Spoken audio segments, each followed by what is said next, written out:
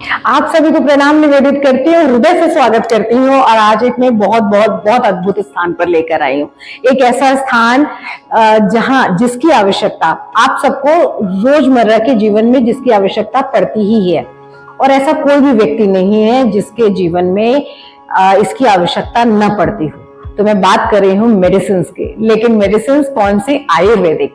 तो आयुर्वेदिक मेडिसिन के बारे में कुछ बेसिक चीजें जिन्हें समझना मुझे लगता है कि आप सबके लिए बहुत लाभकारी है ना।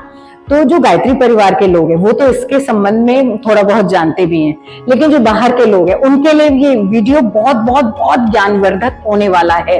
इससे आप अपने जीवन को सही दिशा दे सकते हैं, और एक दिन में जीवन परिवर्तित करने के लिए अगर आप कुछ ढूंढ रहे हैं तो भी ये वीडियो आपके लिए है। और इसका श्रेय जाता है रितेश शर्मा जी को। तो हुआ यूं, मैं उनसे भी अभी आपकी भेंट करवाऊंगी। तो हुआ यूं कि पिछले वर्ष मैं यहाँ पर पंचकर्मा के लिए DSVV में आई थी। तो पंचकर्मा के लिए आई थी, तो पंचकर्मा के बगल में ही फार्मेसी है। तो वहां से जाते वक्त मेरी भेंट हुई, मुलाकात हुई। तो जिज्ञासा वश क्योंकि मैं यहाँ की नई चीजों को जानने के लिए उत्सुक थी, गुरुदेव के जो भी जितने भी कार्य हैं उनको मैं आत्मसात कर लेना चाहती थी। शुरुआत में अभी तक कर ही रही हूँ, है ना, क्योंकि इतने कार्य हैं कि खत्म ही नहीं होते हैं। तो उसी दौरान जो उन्होंने बताया कि वो यहाँ की फार्मेसी जो है उसको संभालते हैं, उसमें उनका योगदान रहता है। तो मुझे उत्सुकता हुई, और चूंकि उस ट्रिप में मौका नहीं मिला तो इस ट्रिप में मैं ये वीडियो बनाने के लिए उनसे भेंट के लिए उपस्थित हो गई। तो रितेश जी के बारे में जो मैं बताना चाहती हूँ वो ये कि जो गुरुदेव है ना, पंडित श्री राम शर्मा आचार्य, गुरुदेव बोलती हूँ तो यानी कि पंडित श्री राम शर्मा आचार्य जी, और दूसरा कोई नहीं, है ना। तो क्योंकि वास्तविक जिसे कहते हैं ज्ञान का जीवंत पर्याय, अभी तक उनके कार्यों के माध्यम से हम सब उनका लाभ उठा रहे हैं, उनके न रहने का आभास होता ही नहीं है। तो रितेश जी वानप्रस्थ के लिए जा रहे थे, जो कहानी मुझे पता चली, छोटी सी मैंने पता की, उनके बारे में मालूम किया और लोगों से, तो मुझे मालूम चला कि वानप्रस्थ के लिए जा रहे थे और सोच रहे थे कि जोशीमठ जाएंगे, वहां पर स्थान बनाएंगे। शांति कुंज से उनका जुड़ाव पहले से 2 पीढ़ियों से था, उनके मतलब दादाजी पिताजी, शायद ऐसा कुछ, मैं भूल रही हूँ। तो शायद जो भी पहले, ये मैं उनसे जब बात करूंगी तो पता चल जाएगा मुझे, आप लोगों को तब बताऊंगी। तो जाने वाले थे, तो रास्ते में उन्होंने सोचा कि हरिद्वार शांति कुंज में चिन्मय भैया जी का आशीर्वाद प्राप्त करते चले। तो वो यहाँ आए, तो जब वो आशीर्वाद प्राप्त करने के लिए आए, उनसे भेंट की, तो चिन्मय भैया जी ने कहा, अरे आप कहाँ जाएंगे, आप यहीं ठहर जाइए। तो तब से 3 वर्ष हो चुके हैं रितेश जी को यहाँ पर अपनी सेवाएं प्रदान करते हुए, और इस तरह से उनका जोशीमठ यहीं पर स्थापित हो चुका है। और उन्होंने बहुत सुंदर ढंग से वो इसमें जो भी अपना योगदान देते हैं वो मैं उनसे जानूंगी, तो आप लोगों के साथ साझा करूंगी। जितना जानती हूँ उतना मैं बता देती हूँ। ये जो बैकग्राउंड में आपको छोटी छोटी डिब्बियां दिखाई दे रही हैं, इनमें औषधियां हैं। तो ये जो फार्मेसी है, अब आप सोचेंगे कि इसमें नया क्या बताने जा रही हूँ। आप यकीन रखिए, आप धैर्य के साथ मेरे साथ रहिए, मैं सच में नया बताने जा रही हूँ। नया ये है कि ये फार्मेसी दुनिया की, मैं हिंदुस्तान की बात नहीं करी, दुनिया की हर फार्मेसी से सबसे अलग कैसे हो जाती है। कैसे हो जाती है? पहली चीज तो यहाँ जितनी भी औषधियां होती हैं, क्योंकि कहीं पर भी जब आयुर्वेदिक औषधियां बनती हैं तो वो जो वृक्ष होते हैं, क्योंकि उनकी मांग होती है, तो बस उसको उगाओ। जैसे हम खेती में अन्न उगाते हैं, ऑर्गेनिक तो होता नहीं है। अब आंवला, आप सोचिए, आप आंवले का चूर्ण खा रहे हैं, लेकिन वो आंवले का पेड़ ऑर्गेनिक नहीं है, तो क्या होगा? उससे कोई लाभ होगा? नहीं होगा। आप तो आयुर्वेदिक समझ के खा रहे हैं, लेकिन आंवले के माध्यम से आपके पेट में केमिकल जा रहा है। तो यहाँ पर जितनी भी मेडिसिन होती हैं, बनाई जाती हैं, सबसे पहली चीज कि वो ऑर्गेनिक होती हैं, यानी कि जैविक कृषि से उत्पन्न होती हैं वो सारी दवाइयाँ। इसके अलावा जो दूसरी चीज मुझे पहले से, क्योंकि मैं भी यहाँ की मेडिसिन खाती आई हूँ, मेरे पिताजी को हमेशा खाते देखा है, इसलिए मैं जानती हूँ। मेरे पिताजी खुद क्योंकि बहुत अच्छे होम्योपैथ रहे हैं, इंजीनियर तो बाय प्रोफेशन, लेकिन जिसे कहते हैं हॉबी उनकी रही है, तो बचपन से मैंने देखा है। तो वो जो चीज थी जो मुझे पता चली, यहाँ की जो आयुर्वेदिक दवाइयां होती हैं, मान लीजिए कोई छाल है ना, क्वाथ बनाना है तो छालें और अलग अलग टुकड़े वृक्ष के, किसी का फूल है, किसी की जड़ है, तो उनको बनाने के लिए एक निश्चित तापमान पर पकना होता है। तो वो धूप में ना पकाने की जगह पता चला अवन में पका दिया, है ना, तो ऐसा नहीं है। यहाँ पर आयुर्वेद के नियमानुसार जितने सूर्य के जितने ताप पर उस पेड़ को, वृक्ष को पकना चाहिए, जिस ऋतु में उसे तोड़ना चाहिए, इन सब बातों का भी पूरा ख्याल रखा जाता है ना। ये जानकारी भी मुझे यहीं से पता चली, ये दिखाया मतलब रीचेक पता करने पर पता चली रितेश जी से। तो उन्होंने भी इस बात को वेरीफाई किया कि हाँ, आज तक इन नियमों का पालन होता है। और एक जो बहुत अच्छी चीज रितेश जी ने बोली, वो उन्होंने क्या बताई, जिसने मुझे बिल्कुल ना अभिभूत कर दिया। उन्होंने कहा, इस बात को वेरीफाई करते हुए एक बात बताइए, गुरुदेव ने कहा है गायत्री परिवार, तो अपने परिवार के लिए जब पिता कुछ निर्मित करता है, किसी भी वस्तु का निर्माण करता है, तो अपने बच्चों के लिए तो सर्वश्रेष्ठ सर्वोत्तम देना चाहता है ना। तो ये जो औषधियां हैं, ये गायत्री परिवार में ही विक्रय इनका होता है, और वो भी बहुत कम दामों पे, है ना। तो बिना कीमत के तो कुछ भी नहीं होना चाहिए, पुरुषार्थ के बिना ऐसा नहीं, क्योंकि मुफ्त में मिली हुई चीजों का कोई महत्व नहीं होता। तो इसलिए बहुत कम मूल्य पर यहाँ पर इनका विक्रय होता है। लेकिन सिर्फ और सिर्फ शांति कुंज में, शांति कुंज गायत्री परिवार के अलावा, गायत्री परिवार की शक्तिपीठों के अलावा कहीं पर मार्केट में आपको किसी दुकान पे गायत्री परिवार की कोई औषधि नहीं मिलेगी। तो इतनी सुंदर बात, मतलब मैं आपको बता रही हूँ कि मेरे तो आंखों में छोटे छोटे आंसू आ गए, ये इतनी सुंदर बात सुनकर कि परिवार के लिए जब पिता किसी औषधि का निर्माण कर रहा है, किसी खाद्य पदार्थ का या कुछ भी, तो उसके पीछे उसकी क्या भावना रहती होगी। तो तब से लेकर गुरुदेव के समय से अब तक उन नियमों का पालन हो रहा है। श्रद्धे और श्रद्धे के बाद जिनमें भी है जी, वहां पे इन नियमों को पूरी तरह से उनका अनुपालन कर रहे हैं। और मैं भी यही औषधियां खाती हूँ। और इसके अलावा एक और बात जो मुझे नहीं मालूम थी, वो भी रितेश जी ने मुझे बताई। वो क्या बताई कि गुरुदेव ने सिंगल, जिसे कहते हैं सिंगल मेडिसिन, जैसे त्रिफला है, और भी कई मेडिसिन आती हैं, यानी कि आयुर्वेदिक दवाइयां, तो उसमें बहुत सारे मिक्सचर्स, कॉम्बिनेशंस होते हैं, है ना। तो अलग अलग, अब त्रिफला यानी कि 3 फल, लेकिन वो 3 फल कौन से हैं ये तो पता नहीं चलेगा। तो उन्होंने एक एक सिंगल मेडिसिन को क्या उसके लिए उन्होंने प्रयास किया है, ध्यान रखा है। मतलब ये जो नियमावली है या जो इनका जो संविधान है, उसमें ये बात खास तौर से है कि हर व्यक्ति उन औषधियों के बारे में, उनके नाम से, उनके गुणों से अवगत हो। तो अगर त्रिफला बनाना है तो 3 तरह के चूर्ण लेके उसको मिला के बना ले, लेकिन इस तरह से वो तीनों फलों के नाम तो उसको याद रहेंगे ना, क्योंकि मैंने इस तरह से इसका सेवन नहीं किया, इसलिए मुझे तीनों के नाम नहीं याद है। एक का नाम याद है, शायद हरण है, हरण शायद कहते हैं उसे, और एक तो आंवला है, तीसरा मैं भूल गई। मुझे बचपन में तो पता था, लेकिन अब भूल गई। वही बात है, हम जिन चीजों का प्रयोग नहीं करते हैं उन्हें हम भूल जाते हैं। तो यहाँ पे प्रयोग की दृष्टि से, बहुत व्यवहारिक दृष्टि से इन चीजों का ध्यान रखा जाता है। और अब आइए मैं आपको रितेश जी से मिलवाती हूँ और उनसे एक बहुत रोचक कहानी सुनने जा रही हूँ। और ये जो कहानी है, मतलब ये प्रश्न है, इस प्रश्न का उत्तर निसंदेह उनके पास है, क्योंकि मैंने पहले ही पूछ लिया था, लेकिन मैंने बोला था ये कहानी आप कैमरा के सामने बताइएगा ताकि सब इसको जाने।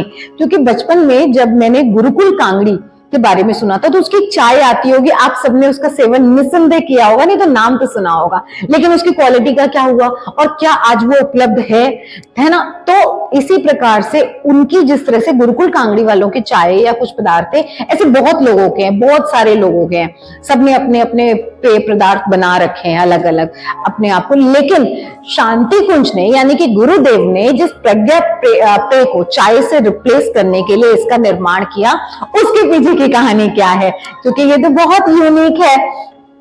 तो इसके पीछे की कहानी कैसे 12 जड़ियां आपस में मिलकर प्रज्ञा पेय का निर्माण हुआ, और ये गुरुदेव ने स्वयं कैसे किया, इन बातों को हम जानते हैं रितेश जी के माध्यम से। तो मैं आप सबके सामने आमंत्रित करती हूँ। तो मेरे साथ हैं रितेश शर्मा जी।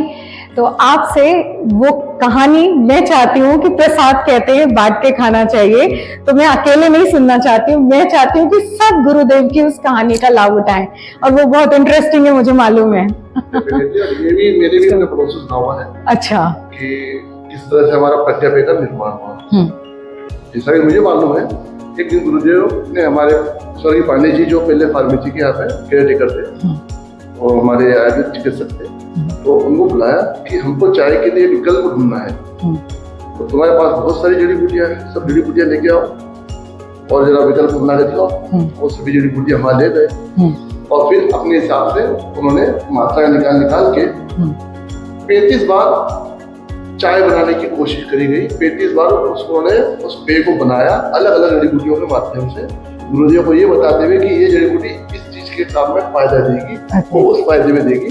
तो फायदे को जानते हुए उन्होंने उस चाय को बनाया, उसको चखे को तो चखने के लिए टेस्ट कैसा है तो चखने के लिए हमारे जैसा कि मुझे विधि थी कि हमारे व्यवस्थापक अभी जो है महेंद्र जी, तो उनको ये जिम्मेदारी दी गई कि हर बार जब बनेगा तुमको चखना है। तो फिर वो चखते रहे, उन्होंने 35 बार पिया, फिर जो और उनको मुंह में छाले हो गए और वो बोले नहीं गुरुदेव से कि उनको ये हो गया। पर उस पूरी मेहनत का फायदा ये हुआ कि जो टेस्ट उस समय बना, जो हमने जड़ी बूटियां उस समय ली, वो टेस्ट वही जड़ी बूटियां। तो फाइनल कैसे किया गुरुदेव ने? चखा तो महेंद्र जी ने। तो वही बताते रहे कि हाँ इसका टेस्ट अच्छा है, इसका टेस्ट अच्छा नहीं, ये कड़वा हो गया है, इसमें थोड़ी मिठास लाओ और थोड़ी सौंफ डाल दीजिए, थोड़ी अष्टमी तो तेज कर दीजिए।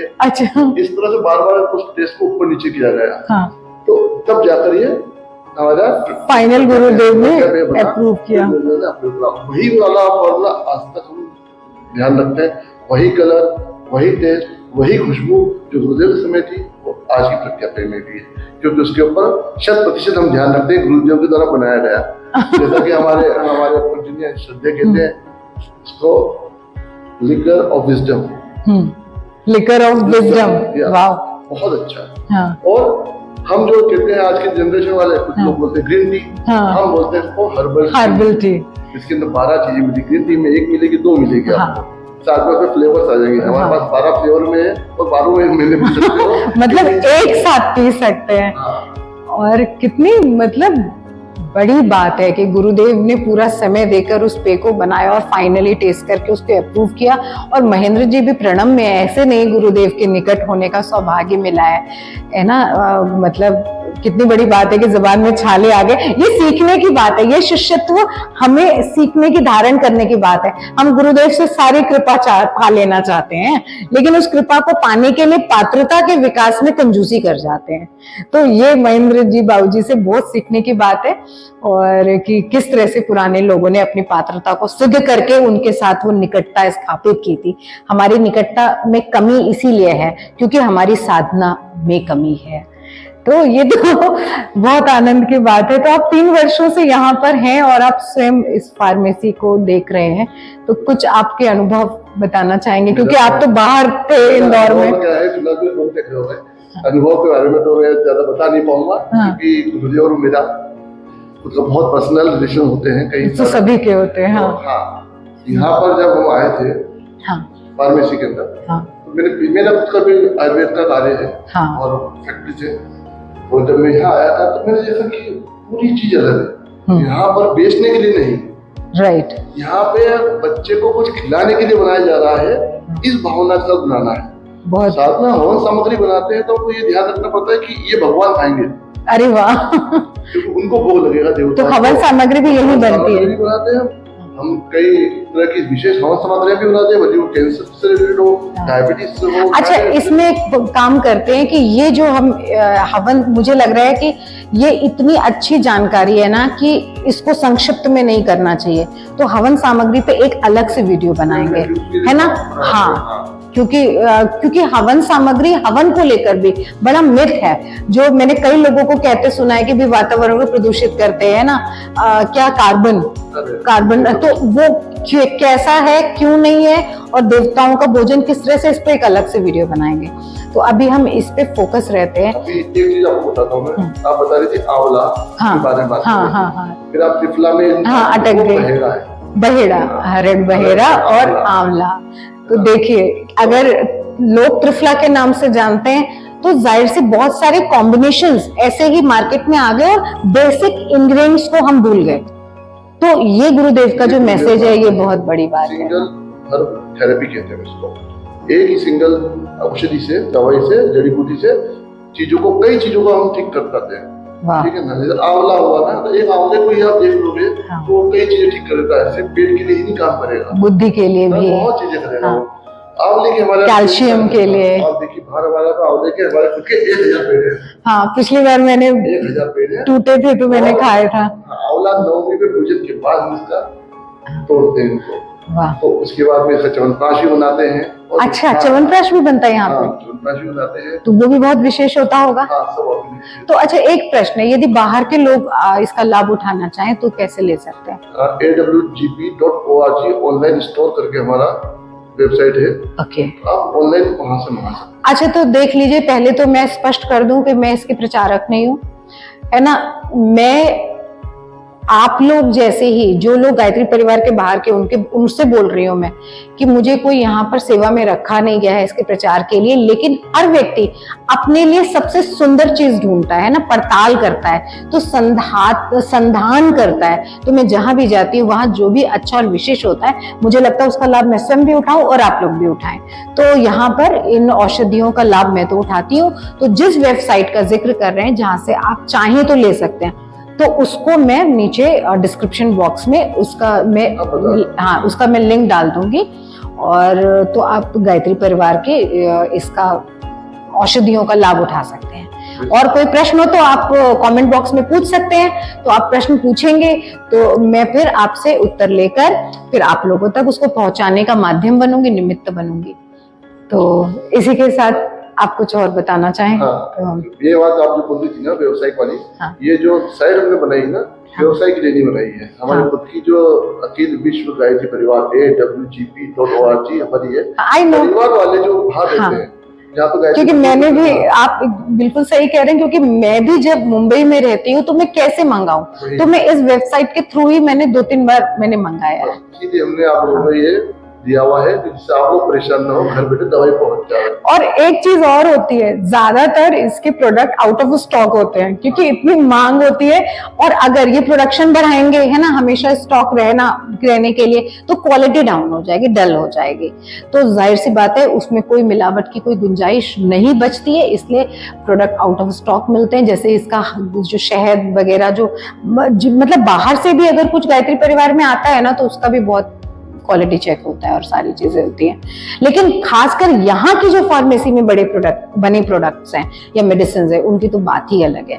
तो मैं त्रिफला वटी वगैरह और गिलोय वटी मैंने लॉकडाउन के दौरान के आसपास बहुत खाई है, वो इम्यूनिटी के लिए होती है ना, तो इसी वेबसाइट के थ्रू मंगाई थी। तो आप लोग चाहें तो वहां से मंगा सकते हैं। हम आपसे आज्ञा लेते हैं। आपको कैसा लगा गुरुदेव की बनाई इस फार्मेसी का भ्रमण? अच्छा, बहुत अंदर के दृश्य में दिखा नहीं सकती हूँ क्योंकि बिना आज्ञा के दिखाना चाहिए भी नहीं, और व्यक्तिगत चीजें होती हैं, लेकिन बाहर से आप लोगों को कुछ मैं दिखा दूंगी फास्ट फॉरवर्ड करके।